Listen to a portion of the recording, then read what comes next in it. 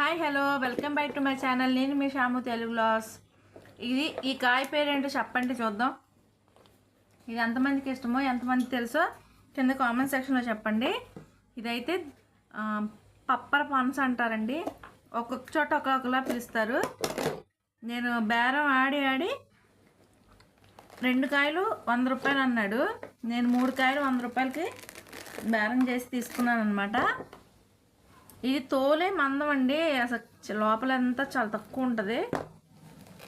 చూడండి, మీ ముందే ఒలుస్తాను.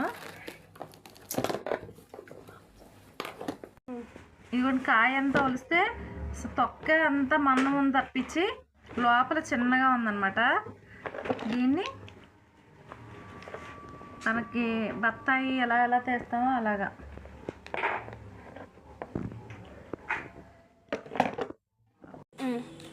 ఇదిగోండి, కాయ చూసారా?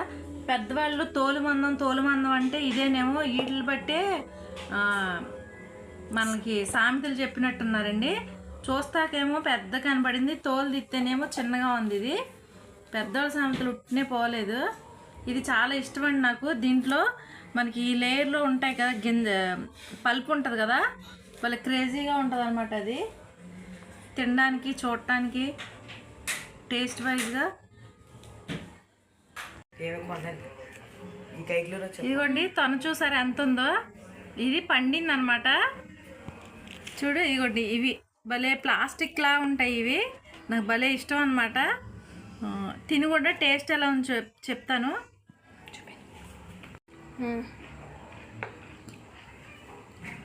టేస్ట్ బాగుంది, తీయగా ఉంది.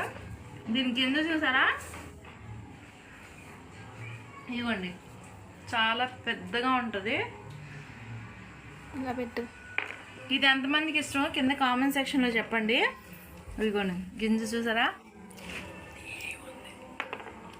ఓకేనా? ఎంతమందికి ఇష్టమో ఓకే అండి, థ్యాంక్ యూ. ఈ వీడియో నచ్చినట్టయితే లైక్ చేయండి, షేర్ చేయండి, కామెంట్ చేయండి, సబ్స్క్రైబ్ చేసుకోండి. ఇది ఎంతమందికి ఇష్టం అనేది ఖచ్చితంగా కామెంట్ చేయండి. నాకే చాలా ఇష్టం. Thank you, bye.